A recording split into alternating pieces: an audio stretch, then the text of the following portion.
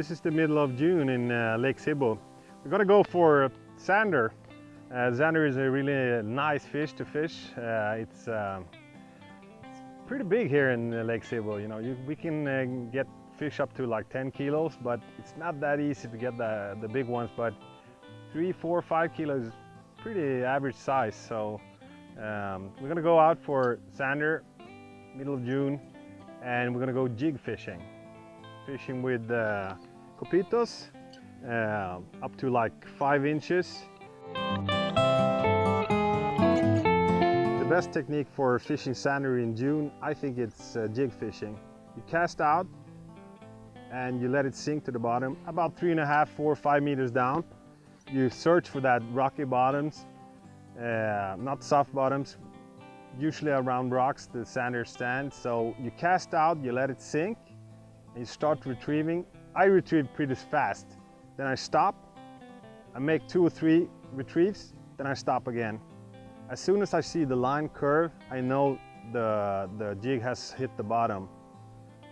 That's the most important. Keep the rod down towards the water and keep it still so you have full line control.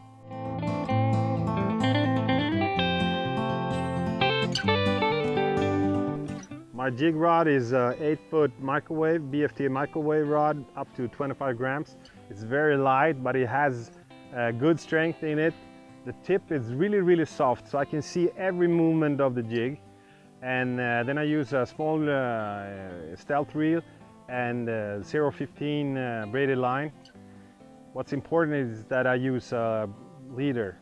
The leader is everything, because you're fishing in a water that's filled with pikes, so you don't want to get stuck in a pike's mouth. I usually use a 30 centimeter wolfram leader from Spinwell. I use a 6/0 hook, even though the jig is pretty big, because I don't want to use stinger hooks here in Lake Sibbo. You know, if you get a stinger hook, you hook up a lot of fish that's going to bleed. So that's why I'm using a 6/0 hook, even though the jig is pretty big. If you step up to a 7/0 hook, it's too thick. Still on 6/0 hooks, they are thin and they hook up really well. So I think that's really important, you know. Even though if I lose a lot of fish, it's better.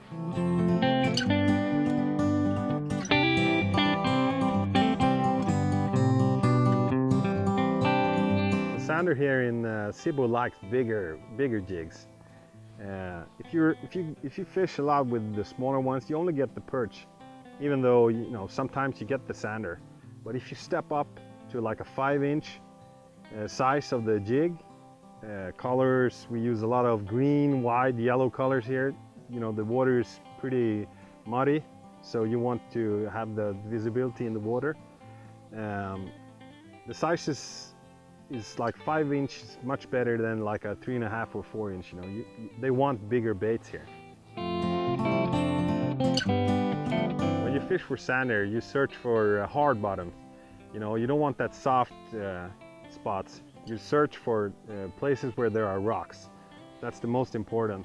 Zander likes to be where it's hard bottoms. The best season for zander fishing in Lake Sibbo, I think, is June. That's where you get them on jig fishing. I do a lot of jig fishing here, 3.5 down to 5-6 meters, 20 grams of lead head, big jigs, light rods up to 25 grams. Microwave rods is you know, really light and really it has the strength to put the fish in, because in Sibbo the zanders are big, super big.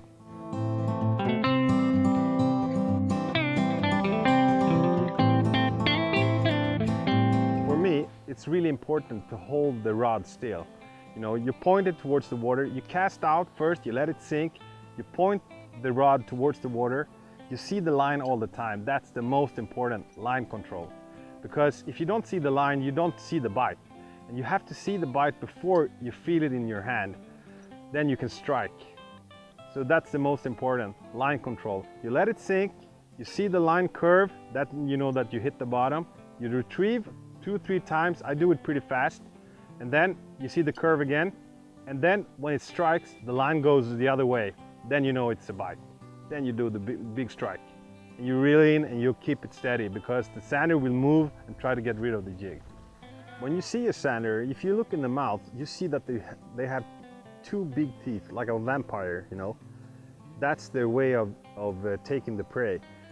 They do a short attack towards the bait. They pull the teeth into the bait. It paralyzes and kills the bait. And that's how you feel the strike of the sander. Just a short puff, and then you're stuck with it. That's how they kill it.